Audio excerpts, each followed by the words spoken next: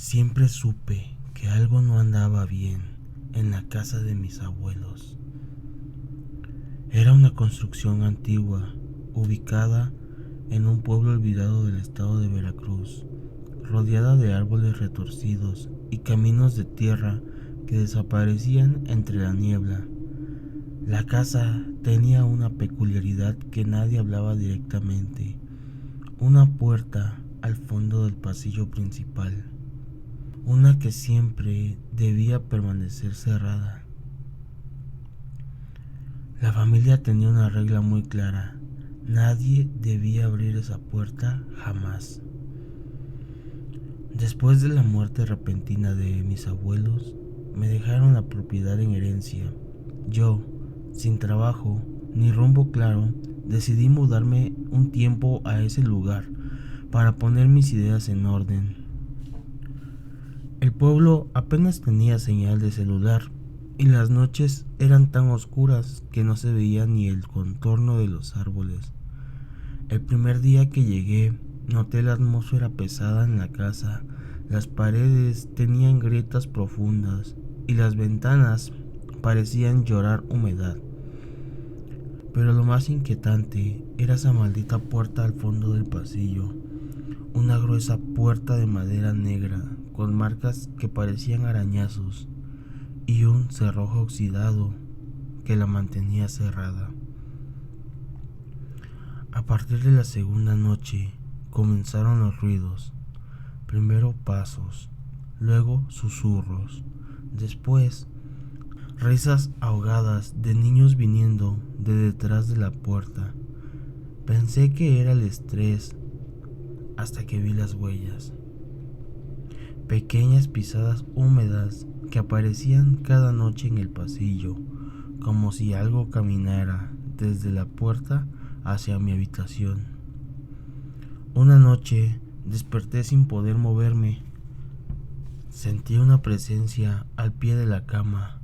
No hablaba, no se movía, solo estaba ahí, en la oscuridad, observando. Cuando por fin pude moverme, el pasillo estaba iluminado por una tenue luz rojiza que salía de la puerta cerrada. Decidí hablar con el único anciano del pueblo que conocía bien a mis abuelos. Le pregunté por la puerta. Ellos la sellaron hace décadas, me dijo con la mirada perdida. Tu abuela decía que ahí encerraron algo que no debía existir, algo que no nació humano. Le pregunté qué pasaría si alguien la abría. Se desataría el hambre. ¿Hambre?, le pregunté. Sí, el hambre de lo que quedó atrapado allá abajo. No busca venganza ni justicia, solo busca devorar lo que respira. Esa noche cometí el peor error de mi vida. Escuché una voz clara, una voz que conocía, la de mi madre, que había muerto años atrás. Me llamaba desde detrás de la puerta. Hijo, ayúdame. Llorando y confundido y un poco aterrado, quité el cerrojo. La puerta crujió lentamente. Dentro no había una habitación, sino una escalera descendente hecha de piedra negra. Bajé unos cuantos escalones y el hedor me golpeó. Un olor a carne podrida, humedad y metal oxidado. Y entonces lo vi. Un cuerpo delgado, pálido, sin ojos, solo cuencas negras, supurando sangre espesa. Tenía los brazos torcidos como insecto y la boca abierta en una sonrisa imposible. No era mi madre, nunca lo fue. Corrí escaleras arriba, pero ya era tarde. El ser ya había salido y la puerta no se cerró más. Desde ese día, la casa no me pertenece. Ahora pertenece pertenece a eso. No importa cuántas veces la venda o la abandone, siempre vuelvo a despertar en ella, como si estuviera atrapado en un ciclo eterno, condenado por haber liberado el hambre. Y cada noche escucho las mismas palabras desde algún rincón oscuro. Gracias por abrirme. Hola Ariel, esta historia me gustaría que se llamara La habitación 301, ya que ahí sucedió todo. Hay hoteles que esconden secretos y hay habitaciones que deberían borrarse de la existencia. La habitación 301 del Hotel Mirador del Sol, en el centro de la Ciudad de México, no aparece en ninguna plataforma de reservas y no es por remodelación, es porque nadie que se ha quedado ahí ha salido igual, o al menos ha salido. Yo era escéptico, trabajo haciendo videos de exploración urbana, buscando lugares con historia oscura. Cuando escuché sobre esta habitación, supe que tenía que quedarme una noche. Convencí al recepcionista con una buena suma de dinero. Se negó al principio, pero al ver los billetes en su mano, solo dijo: si escucha algo, no lo siga y no mire por el espejo. Pensé que exageraba. La 301 estaba al final del pasillo del tercer piso. La alfombra olía a moho, las paredes estaban agrietadas y la puerta tenía marcas, como si alguien hubiese rascado desde adentro. Al entrar, algo me golpeó de inmediato. Un silencio espeso, como si el aire no se moviera ahí adentro. Y lo peor, había un espejo grande frente a la cama, de esos antiguos con marco de madera labrada. Esa noche empecé a grabar. A las 2:17 am, mientras revisaba la grabación, noté algo extraño, una figura parada detrás de mí, reflejada en el espejo. Giré de inmediato, pero no había nadie. Volví a mirar el video cuadro por cuadro. La figura estaba ahí por solo un segundo, pero su rostro estaba distorsionado. No tenía ojos, solo dos huecos negros que parecían absorber la luz, y sonreía. A las 3:06 escuché pasos afuera de la habitación. Abrí la puerta. Solo estaba el pasillo vacío. Cerré, me volví y el espejo ya no mostraba mi reflejo. En lugar de mí había un cuarto distinto, viejo, cubierto de sangre, y una mujer sentada en la cama, llorando. Cuando parpadeé, la imagen desapareció. Esa noche no pude dormir. Me quedé observando el espejo toda la noche. A las 3:33 exactas, la figura apareció de nuevo, esta vez frente a la cama, no reflejada. Estaba ahí, respirando. Sus dedos eran largos, sus uñas raspaban el suelo. Intenté moverme, gritar, correr, pero mi cuerpo no reaccionaba. Ella se acercó lentamente, susurrando palabras en un idioma que no entiendo. Se inclinó a mi oído y dijo: ¿quieres ver lo que vi yo? Y me jaló hacia el espejo. Desperté en una habitación parecida, pero más oscura. No había puertas, no había ventanas, solo ese maldito espejo. Y desde el otro lado vi mi cuerpo dormido en la cama de la 301. Esto le pasó a mi tío cuando vivía en un pueblo a las afueras de Querétaro. Él trabajaba como velador en un pequeño rancho ganadero, propiedad de una familia que solo visitaba el lugar una vez al mes. El resto del tiempo estaba completamente solo. Su rutina era sencilla. Recorría el terreno por la noche, cuidaba que no se metieran ladrones y dormía un poco por la mañana. Le pagaban bien, pero todos sabían que ese terreno tenía una historia rara. La gente del pueblo decía que en los años 90 ahí había ocurrido algo, que un trabajador desapareció misteriosamente y que desde entonces nadie quería el turno nocturno. Mi tío no creía en esas cosas, pero después de lo que vivió ya no volvió a ser el mismo. Todo comenzó una madrugada, como a las 2:40 am. Escuchó que alguien tocó el portón de la entrada, con 3 golpes secos. Él salió con su lámpara, no vio a nadie, pensó que podía haber sido el viento, algún animal, hasta que lo volvió a escuchar.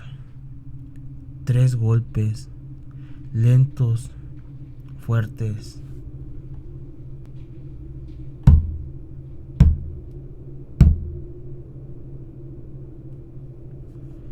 Fue directo al portón, abrió con cautela y no había nadie, ni un alma. Pero entonces notó algo raro. Las huellas en el lodo eran huellas de zapatos, frescas, marcadas, pero terminaban justo frente a la entrada. No venían de ningún lado. Volvió al interior y no le dio mucha importancia. Pensó que quizás alguien le estaba jugando una broma, pero eso fue solo el principio. Durante las siguientes noches, los golpes continuaron, siempre a la misma hora, siempre 3 veces. Mi tío comenzó a dejar una cámara apuntando hacia el portón. Quería grabar al bromista, pero cuando revisaba los videos al día siguiente, no se escuchaba nada. El audio estaba limpio, sin golpes, sin sonidos. Lo más inquietante fue lo que vio en el tercer video. Justo cuando se suponía que ocurrieron los golpes, la cámara se congeló por 5 segundos y luego siguió grabando normalmente, como si alguien o algo estuviera interfiriendo. Una noche de lluvia, mi tío decidió esperarlo afuera. Se sentó frente al portón con su lámpara y una escopeta. Justo a las 2:40 escuchó los golpes, esta vez desde adentro del terreno. Giró la lámpara rápidamente. Iluminó una figura, un hombre parado junto al corral, empapado por la lluvia, vestido con ropas viejas y un sombrero. No se movía, solo lo miraba. «¡Hey! ¿Qué hace aquí? ¡Váyase!», gritó mi tío.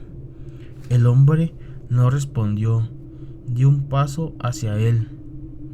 Mi tío levantó el arma. «Si se mueve, le juro que disparo». Pero el hombre se quedó quieto, como si no tuviera miedo. Mi tío disparó al aire para asustarlo y en ese instante la figura desapareció. No corrió, desapareció. Al día siguiente fue al pueblo y les contó lo ocurrido a los dueños del rancho. El más anciano de ellos, sin sorprenderse, le dijo: «Ese hombre que viste es don Laureano. Fue el primer velador del rancho. Murió hace 30 años, justo durante una tormenta. Lo encontraron con los ojos abiertos, congelado, frente al portón, como si hubiera visto algo que no debía ver. Mi tío dejó el trabajo esa misma semana. Desde entonces jamás volvió a hablar de lo que pasó, pero nunca volvió a dormir con la puerta cerrada. Esto le ocurrió a una amiga mía en un edificio de departamentos en la Ciudad de México, algo que nunca ha contado públicamente, pero cuando me lo dijo me dejó helado. Su nombre es Claudia y durante varios años vivió sola en un pequeño departamento en la colonia Doctores.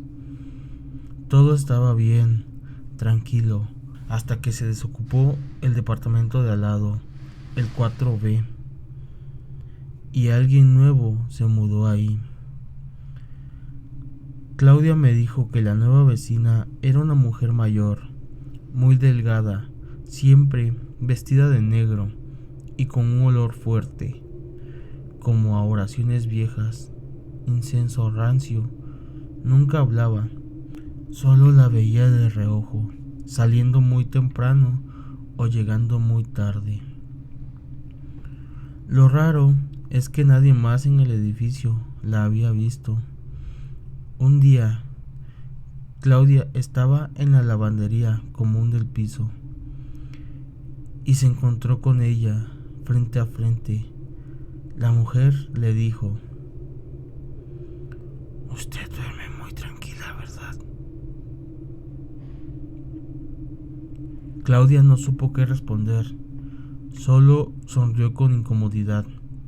La mujer se dio la vuelta y se fue, descalza. Después de ese encuentro, las cosas cambiaron. Claudia empezó a notar cosas raras. Por las noches escuchaba el sonido de uñas raspando la pared que dividía su departamento del 4B. A veces golpes suaves, como si alguien pegara con la cabeza repetidamente. Pero lo más perturbador, a las 3 de la madrugada exactas, cada noche, el timbre sonaba una sola vez.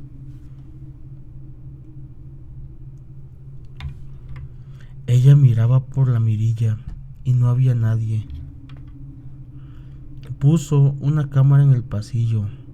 Al revisar los videos, se dio cuenta de que el sensor de movimiento se activaba a las 2:59, pero nunca mostraba a nadie, solo ruido, estática y un breve destello blanco frente al 4B. Una noche se hartó, tomó valor y fue a tocar la puerta de la vecina. Nada. Volvió a tocar y nada. Justo cuando se giraba para irse, escuchó una voz rasposa detrás de la puerta.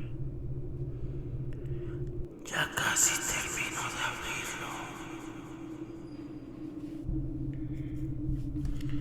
abrirlo". Claudia decidió contarle lo que pasaba al portero del edificio, un hombre ya grande que llevaba décadas ahí. Cuando le dijo que tenía una vecina extraña en el 4B, él frunció el ceño. ¿Cómo que tiene vecina en el 4B? Ese departamento está vacío desde hace 2 años. No, ahí vive una señora, siempre la escucho, respondió Claudia. El portero la llevó a su oficina, abrió el archivo de renta. Efectivamente, el 4B estaba desocupado desde que su antiguo inquilino se había quitado la vida ahí mismo. Se colgó frente al espejo. Decían que hablaba solo en otro idioma, que no comía, que se encerraba por días. Después de eso, nadie quiso volver a rentarlo. Claudia insistió: "Pero yo la vi". "Y si la vio, no la veo otra vez", dijo el portero. Esa noche fue la última. A las 3 en punto volvió a sonar el timbre. Esta vez no esperó, salió corriendo y se paró frente a la puerta del 4B. La encontró entreabierta. Desde dentro salía un olor horrible, como carne rancia. Entró un poco, solo lo suficiente para ver algo que no olvidaría jamás. La mujer estaba sentada frente a un espejo, cubierto con velas negras. Hablaba con alguien o algo que no se reflejaba en el espejo, y en el suelo, frente a ella, había un gato muerto, con la cabeza en una caja de madera. Claudia retrocedió, pero la mujer volteó lentamente hacia ella y sonrió. Gracias. Ahora sí pude terminarlo. Claudia salió corriendo, dejó todo.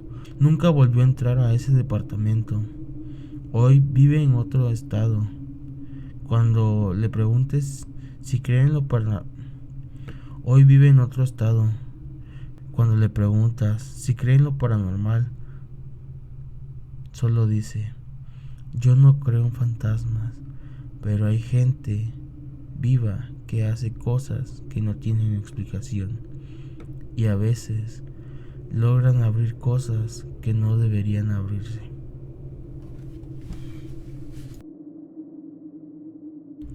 Esta historia le pasó a Marco, un conocido que trabajaba como técnico en mantenimiento de antenas para una empresa de telecomunicaciones. Él juraba que todo lo que iba a contar era cierto, y cuando terminó de relatarlo, había algo en sus ojos, algo que no se ve en alguien que inventa. Marco trabajaba muchas veces de noche, subiendo a azoteas de edificios, inspeccionando conexiones y arreglando fallas de señal. Lo mandaban a zonas muy distintas de la Ciudad de México, incluso colonias medio olvidadas, pero hubo una noche en la que recibió una llamada de servicio y debió haber colgado, porque no todos los números deberían responderse. Era un martes, 11:42 de la noche. Marco estaba por dormirse cuando su teléfono del trabajo sonó.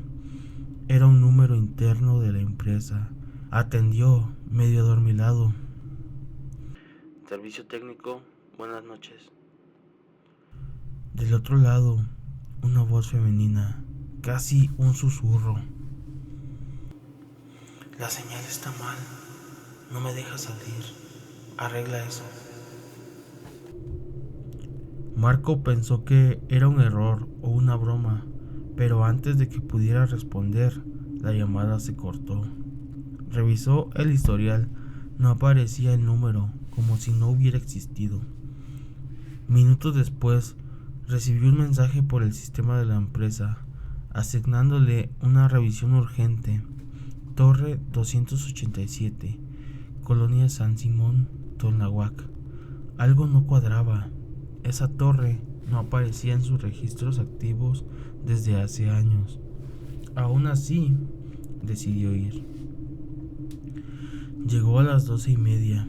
Era un edificio de oficinas de los años 70, semiabandonado. Lo reconoció. Era un lugar donde hubo un incendio hace más de una década. Aún así, la puerta principal estaba abierta.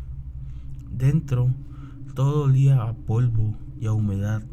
El elevador no funcionaba, así que subió por las escaleras con su linterna. Cuando llegó a la azotea, encontró lo que buscaba: una pequeña antena desconectada, pero también encontró algo más: un teléfono fijo, viejo, lleno de polvo, pegado a la pared, sonando de verdad. Marco se acercó, dudando, pero lo levantó. Ya estás aquí. ¿Puedes verme? Giró con el corazón latiendo como loco. La azotea estaba vacía, pero entonces vio algo en el borde, una figura sentada, con el cabello largo cubriéndole el rostro, los pies descalzos colgando al vacío. Soltó el teléfono. La figura no se movió y sin hacer ruido se dejó caer. Marco corrió al borde y miró hacia abajo. No había nadie, ningún cuerpo, nada. Marco, espantado, regresó a su auto, pálido, con los ojos zumbando. Al día siguiente fue a reportar el número de la torre. Le dijeron que esa torre estaba fuera de servicio desde 2008, justamente desde que una trabajadora del edificio murió al lanzarse desde la azotea. Cuando pidió el nombre, lo buscaron, y cuando se lo dieron, era el mismo nombre que apareció en el mensaje que le envió el sistema de la empresa. Un mensaje que, según el encargado, nunca fue enviado. Marco renunció 2 semanas después. Se cambió de ciudad, nunca volvió a contestar llamadas por la noche y hasta hoy no usa teléfono fijo. Pero hay algo más. Hace poco me enseñó su celular. En la lista de llamadas perdidas había una sin número, con fecha reciente, a las 11:42 p.m. y el nombre que aparecía decía Torre 287. Esta historia se la escuché a una mujer que trabaja en una farmacia de 24 horas en una zona no muy transitada de Guadalajara. Me lo contó con tanto detalle, tan segura de cada parte, que hasta hoy pienso que lo que le pasó no fue una simple coincidencia. Ella se llama Rosa y han trabajado de noche desde hace más de 10 años. Dice que nunca le había dado miedo su trabajo hasta que conoció a ese cliente, un hombre que nunca decía nada, que solo la miraba sin parpadear. Eran las 2:40 am, una madrugada tranquila. Rosa estaba acomodando unas cajas cuando escuchó que entraba alguien. Alzó la vista y lo vio, un hombre alto, flaco, con camisa blanca y pantalón oscuro, de unos 50 años. Caminaba muy lento, se paró frente al mostrador, no dijo ni una palabra, solo la miró.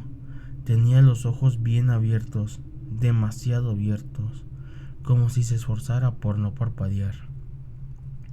Rosa le preguntó qué buscaba. El hombre señaló el estante de analgésicos. Ella le dio una caja, pagó en efectivo y mientras se iba, siguió mirándola todo el tiempo sin parpadear. Pensó que era solo un cliente raro, pero volvió la noche siguiente y la otra y la otra. Siempre llegaba a la misma hora, entre 2:40 y 2:50 am.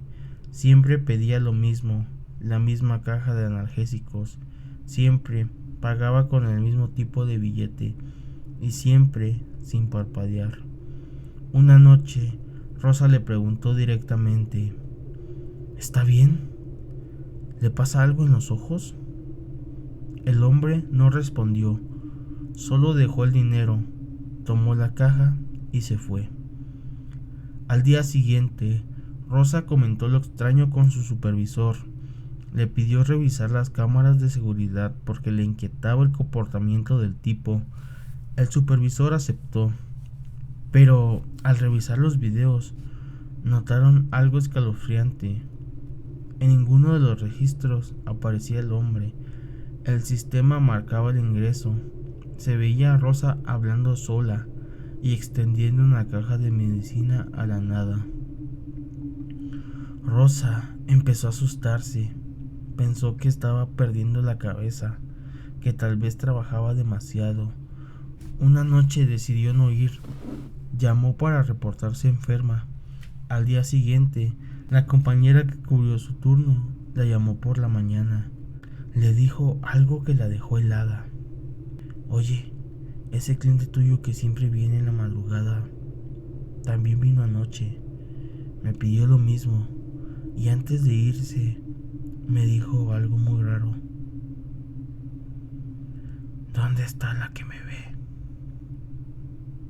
Rosa no supo qué decir. Solo le pidió a su compañera que, por favor, no volviera a darle nada si ese hombre regresaba. Rosa pidió su cambio de turno desde entonces. Trabaja solo de día, pero hace unas semanas, mientras regresaba a su casa por la noche, lo volvió a ver. Estaba parado frente a una farmacia cerrada, mirando el vidrio, con los ojos abiertos, sin parpadear. Y en el reflejo, Rosa juraría que no estaba solo, que había alguien más detrás de él, copiando sus movimientos, igual que un espejo roto. Buenas noches, comunidad. Yo sé que a lo mejor no me van a creer, y la verdad me da igual. Ya no hablo de esto con nadie, porque cada vez que lo hago, pasan cosas raras. Pero si estás escuchando esto, solo quiero advertirte. Hay casas que no deberían ser rentadas y hay personas que no deberían vivir solas. Esto pasó en 2019. Me acababan de correr de mi trabajo y tenía que dejar mi depa. Estaba buscando algo barato y encontré una pequeña casa en Iztacalco, cerca del metro Coyuya, 1500 al mes, amueblada. Nadie te pregunta nada. El único detalle, tenías que vivir solo. Sonaba perfecto. Fui a verla. Era una casa vieja, pero limpia. El dueño no me hizo contrato, solo me dijo: si escucha ruidos raros, no salga, no responda si le tocan, nunca se asome por la ventana después de las 3. Pensé que era broma o que estaba un poco mal de la cabeza, pero acepté. Me mudé esa misma noche. La primera semana fue tranquila, pero al octavo día me despertó un golpe seco en la pared del cuarto, como si alguien del otro lado hubiera pateado con fuerza. Me asomé por la ventana, nada. A los 2 días los golpes volvieron, a la misma hora, 3:17 am, esta vez más fuertes. Me levanté con el corazón latiéndome en la garganta. Agarré un cuchillo y caminé hacia la puerta. Antes de que pudiera abrirla, alguien la golpeó desde afuera, 3 veces, muy fuerte. No gritaron, no intentaron forzarla, solo golpes secos. Recordé lo que dijo el dueño. No respondí, me quedé ahí, temblando, hasta que amaneció. Decidí revisar toda la casa de día, con calma. Quería asegurarme de que no hubiera alguien viviendo entre las paredes, literal. Revisé bajo las escaleras, en el baño, todo, hasta que noté algo raro. Una pequeña línea en el papel tapiz del pasillo, como si hubiera una puerta falsa. Empujé con fuerza, la madera cedió. Detrás había una escalerita angosta que bajaba a un cuarto muy pequeño, como de 2 por 2 metros. Ahí abajo había una silla, una grabadora antigua y una pared llena de marcas, como si alguien hubiera arañado con las uñas todos los días por años. En la pared también había algo escrito con sangre reseca: no me saques, por favor. Esa noche no pude dormir. Dejé la luz prendida, pero a las 3:17, como si alguien lo supiera, se fue la luz de toda la casa y comenzaron los golpes, pero esta vez venían desde adentro, desde el pasillo, desde el cuarto escondido. No pude más, salí corriendo, sin zapatos, sin celular. Me fui a casa de una tía. Regresé al día siguiente con un policía. La casa estaba vacía El cuarto oculto ya no estaba, pero en el lugar donde se abría la madera, alguien había pintado un letrero nuevo.